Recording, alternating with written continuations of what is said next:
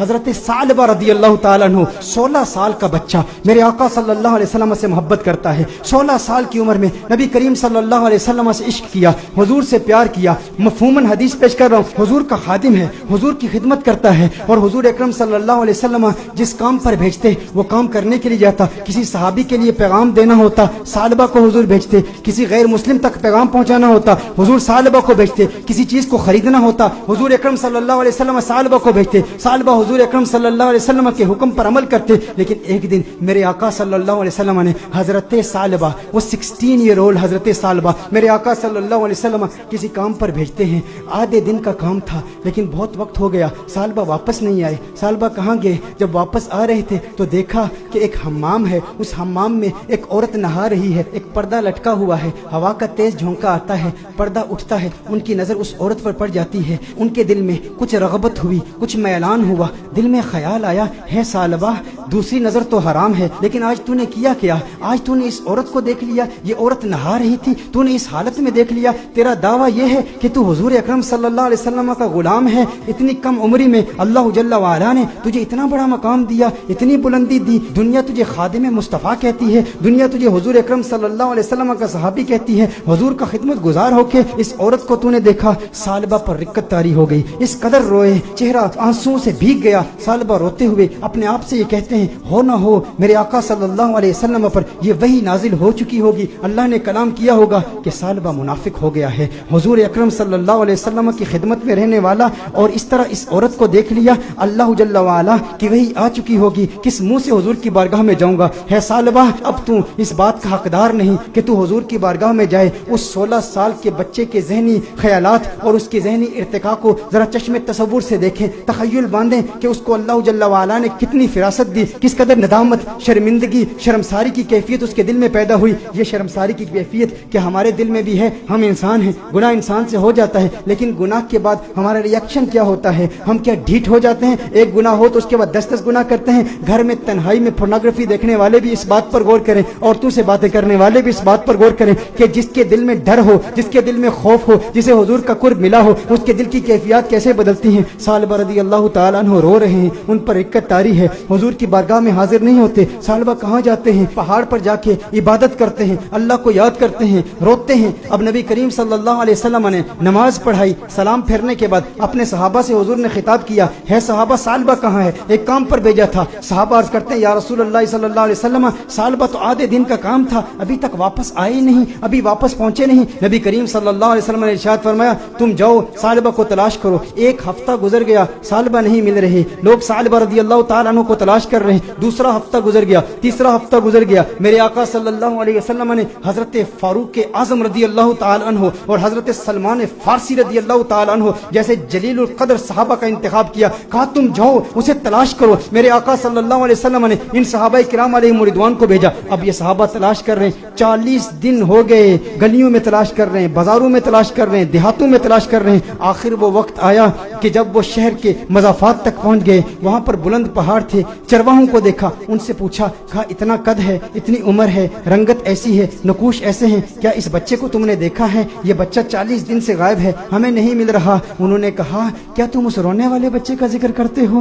وہ جو روتا بہت ہے۔ کہا کیا مطلب؟ کہا اس رونے والے بچے کا ذکر کرتے ہو جس پر ہمیشہ رقت طاری رہتی ہے۔ کہا کیا مطلب؟ کون سا رونے والا بچہ؟ کہا جو تم نے اس کی ڈسکرپشن بیان کی ہے نا، جب ہم رات کو سوتے ہیں نا تو ان بلند پہاڑوں سے ایک بچے کی رونے کی آوازیں آتی ہیں، اس کی درد بھری آواز ہمارے سینے تک پہنچتی ہے، وہ روتا ہے اور رو رو کے اللہ کو پکارتا ہے، وہ معافیا مانگتا ہے، ہمیں پتہ نہیں اس سے ہوا کیا ہے۔ کہا وہ آپ کے پاس کب آتا ہے؟ کہا ہم چرواہے ہیں، بکریاں چراتے ہیں، کبھی کبھی آ جاتا ہے، بکریوں کا دودھ پیتا ہے اور چلا جاتا ہے۔ فاروق اعظم نے فرمایا کب آئے گا؟ کہا یہ اس کے آنے کا وقت ہے، ابھی آ ہی رہا ہوگا۔ فاروق اعظم رضی اللہ تعالیٰ عنہ، سلمان فارسی رضی اللہ تعالیٰ عنہ علیحدہ ہو کر چھپ جاتے ہیں کہ کہیں ثعلبہ ہی نہ ہو۔ دیکھتے ہیں کہ ثعلبہ آ رہا ہے، ثعلبہ آ رہا ہے تو रो रहा है, दूध पीता है प्याले में, लेकिन प्याले में दूध के साथ उसके आंसू भी गिर रहे हैं। फारूक आजम रजी अल्लाह ताला अन्हु फौरन बाहर आते हैं, सलमान फारसी फौरन बाहर आते हैं। ओ सालबा तुझे क्या हुआ है? सालबा तेरा चेहरा बदल गया, इस कदर नहीफ हो गया, इस कदर कमजोर हो गया। सालबा ने फारूक आजम को देखा, कहा नहीं नहीं मेरे करीब नहीं आना,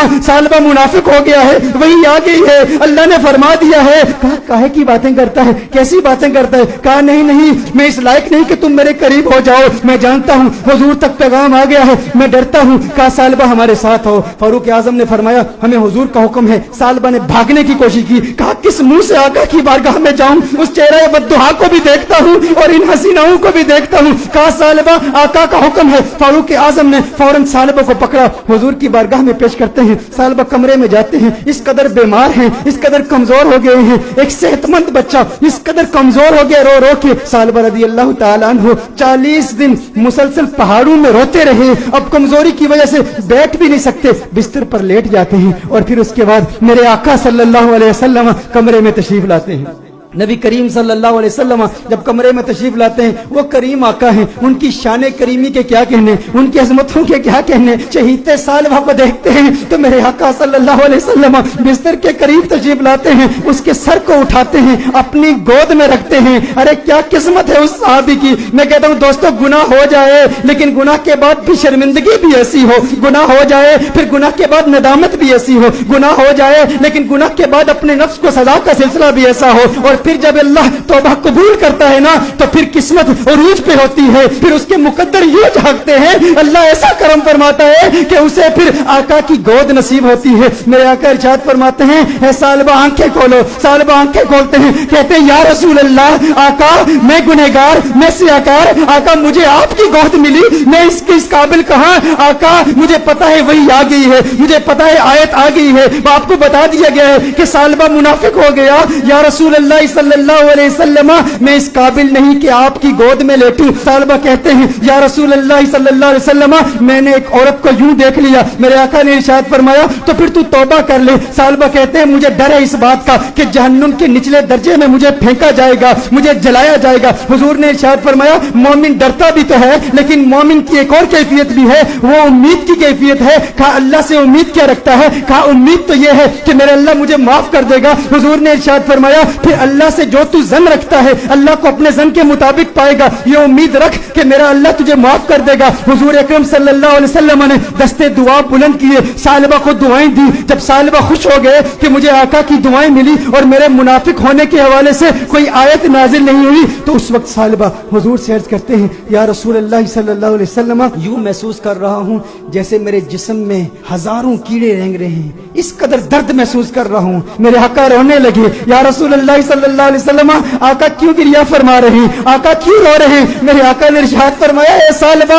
तेरी मौत का वक्त आ गया है, मलकुल मौत आ रहे हैं, तेरे जाने का वक्त आ गया है। सालबा ने देखा अरे मुकद्दर वाला है वो जिसकी मौत आका की गोद में हो, काश यूं मौत आए मेरे हम नशी नजाका और हो जाए मंजर हसी, काश यूं मौत आए मेरे हम नशी नजाका और हो जाए मंजर हसी, वो उधर अपनी जुल्फे सवारा करे और इधर दम हमारा निकलता रहे। अरे कैसा किस्मत वाला है, आका की गोद में सालबा की मौत वाक़ हो गई, सालबा की रूह कफ़स उनसरी से परवाज कर गई। मेरे दोस्तों यही पैगाम है, अगर चाहते हो आका का करम मिले तो आज मिलाद की महफिल का ये पैगाम ले जाओ कि गम का एक सबब गुनाह भी है, अगर तुम गुनाहों से तौबा करोगे डिप्रेशन खत्म हो जाएगी, हुजूर का प्यार मिलेगा, हुजूर की मोहब्बत मिलेगी, हुजूर का इश्क मिलेगा। वालिदैन को वक्त दो, अपने बच्चों को वक्त दो, नमाजों में इस्तिकामत हासिल करो, गुनाह जो किए उनसे तौबा करो, जो नमाजें कज़ा की हैं, जो रोजे कज़ा किए हैं उनकी कज़ा उमरी करो, हुस्न अखलाक से पेश आओ, जो रिश्तेदार नाराज हैं सिला रहमी के जज्बे के साथ उनसे मुलाकात करो।